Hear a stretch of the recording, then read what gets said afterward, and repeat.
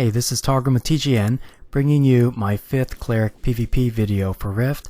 My Cleric reached level 50 the other week, and I've worked him up to rank 4. In this video, I'm going to talk about my Mash healer spec. It is a melee healer with 26 points in Justicar and Shaman and 14 in Warden. This gives you 18% passive mitigation, a range snare, a point-blank AoE interrupt, double convictions for life-based crits, an emergency heal and reprieve, and battle charge and dissolution to remove snare and root effects. You also get a nice knockback and crushing wave, and an AoE hot that's instant cast called Healing Flood. The last thing to note is that the Surging Rapids talent boosts your Doctrine healing by 15%, so there is some really good synergy between the Justicar and Warden trees. As far as global cooldown rotations go before you get into combat, you should select a friendly player as your righteous mandate target. This is a pug for me, so I just picked another healer, and then put up Glacial Shield the bubble, Healing Spray as a hot before combat starts, and then as soon as combat is joined, use Healing Flood to hot up people around you. So that's pre-combat, and then as soon as you can, you want to use Bolt of Radiance and Sovereignty, which are life-based attacks, to generate 2 or more convictions. You can see here a warrior was overextended, so I drop back and then finish him off with a water jet. The strengths of the spec are its really high mobility, so I can remove any root or snare on me, and I can gap close with battle charge and punt opponents back with crushing wave, and snare them from range with humility. So this spec has really good positional control, which is really helpful in our focus fire or when running down flag carriers.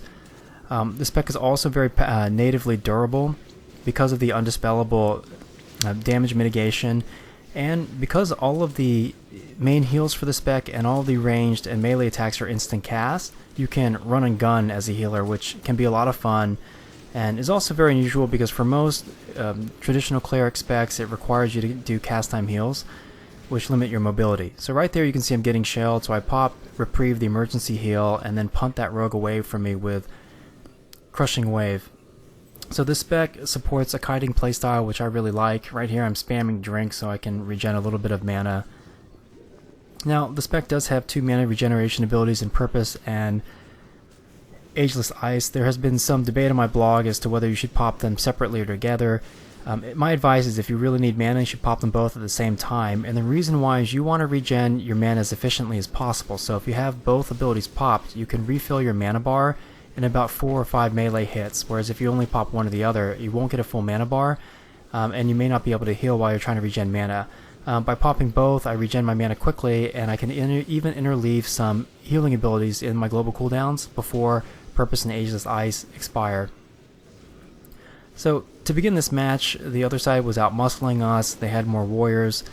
They had control of the middle, but we're gradually pushing up and picking them off. And this is Escalation Whitefall Steppes, so it's really important that we control the middle of the field so that we can have first dibs on the flags when they spawn. One nice thing about being a durable melee is that I can push up on the opposing lines like this, and I'm hoping by doing so that some of the other folks in this Warfront will follow me. Now this is definitely a healer first, DPS second spec. I don't want to misrepresent it. You're not going to be a crazy DPSer with this spec, but you will have functional off DPS, and you can assist train to help bring targets down. And you'll see there's some instances during this video where I put out over 1k damage in a global cooldown, which is is pretty good for a healing spec. Another thing to note is I've already lost some of my buffs in that sequence of fighting. There are 7 buffs between the Justicar and Shaman trees, and it's really important to note that when you get dispels placed on you, your buffs are peeled off in the order that they were applied. So you want to apply your 2 best buffs last, and that would be Mien of Honor for the boost your Doctrine healing, and Cavalier, which enables you to generate convictions. If those buffs come off mid-combat, you got to reapply them as soon as possible. I don't generally sweat the other 5 buffs. They don't make as big of a difference.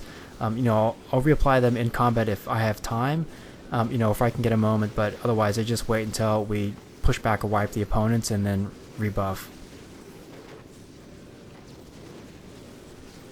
So for the spec, I do favor the Justicar abilities in my melee attack rotations instead of the Shaman abilities. So I don't use Crushing Blow or Massive Blow because they deal physical damage and they don't generate convictions, and this spec is all about generating convictions so you can heal as much as possible. So right here I just got it rooted. Once I'm out of it, I go ahead and create a gap over to that enemy cleric, and this warrior is still following me. I've been kiting him, so I knock him back with Crushing Wave. So as far as movement and positioning is concerned, the spec is really good at that. So I snare this opponent from range and start to beat on him, and then I have enough time to stop and type into chat that there's a flag carrier on the right side, hoping that I'll get some help. As far as weaknesses of this spec, I don't have any points in Templar, so I don't have the CC Breaker Break Free, and I don't have the Detaunt ability. Those are partially mitigated because I can remove movement impairing effects through Battle Charge or Dissolution. You can see I punted a rogue there away from the flag. And I'm natively very durable, so not having a taunt is not as big a deal. Right there I got 2 nice back-to-back crits of 700 and then 1k with Jolt. And the awesome thing about Jolt is it'll proc even off a healing crit. The other downside or weakness of the spec is I don't have the AoE mitigation talents, the Sentinel Protect the Flock or the Templar Reinforce. Now the thing is, Sentinels is a very popular healing spec, so you really only need one Sentinel Templar with Protect the Flock and Reinforce because they don't stack across clerics. That would be overpowered. And you see Sentinel healers in Warfronts a lot, and I also have some in our guild. This particular Warfront I was running solo. I queued solo just to see if I could find some pretty rough matches. And I finished second overall in healing, and I out-healed the next 2 Guardian healers combined. And keep in mind, I'm at rank 4, which at this point in the game is a pretty modest rank. There are a lot of players running around ranks 5 to 8. But in a lot of Warfronts, I've been able to output top healing or top 2 or 3 healing. If you're looking for more information about the spec, please click on the link to the guide on my blog, and let me know if you have any questions.